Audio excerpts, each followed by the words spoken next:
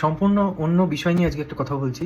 এটা কলকাতাবাসী হিসেবে এবং বাঙালি হিসেবে খুবই লজ্জার বিষয়, যেখানে একটা এত বড় আয়োজন করা হলো কলকাতার মধ্যে মেসিকে নিয়ে আসা, এবং একটা বিরাট বড় রকমের স্ক্যাম, যেটা বোঝাই গেছিল। কারণ এত এত টাকার টিকিট, সেখানে যে টাইমলাইন সেট করেছিল এত তাড়াতাড়ি সে উদ্বোধন করবে তার নিজের ওই লেক টাউনের একটা মূর্তি, তারপরে লোকের কাছে আসবে, তারপরে সে ওখান থেকে মুখ্যমন্ত্রীর সাথে দেখা করবে, সেখান থেকে আবার হায়দ্রাবাদ যাবে। তো এইভাবে হয় না, এরকম একটা সেট আপ করা যায় না। তো এটা স্ক্যাম হবে, এটা জানা গিয়েছিল, আর ঠিক সেটাই হলো।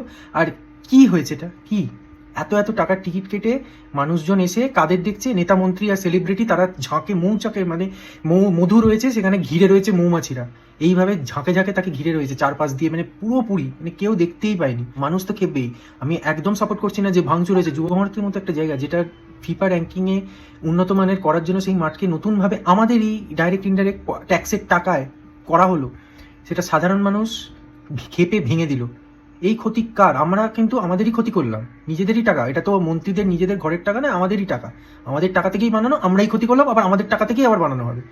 তো এইটা মানা যায় না। কিন্তু তা বলে এই যে মানুষজন যারা দেখতে এলো, জিনিসটা হলো কি, এটা টাকা দিল মানুষরা, ছবি তুললো সেলিব্রিটি আর নেতামন্ত্রীরা, আর গিমিক হাইপ পাবে রাজ্যের পলিটিশিয়ানরা এবং সেন্ট্রালের পলিটিশিয়ানরা। এটা অ্যাকচুয়ালি মেসি ফ্যানেদের জন্য নয়, এটা একটা 26-এর আগে ভোটের একটা গিমিক হলো।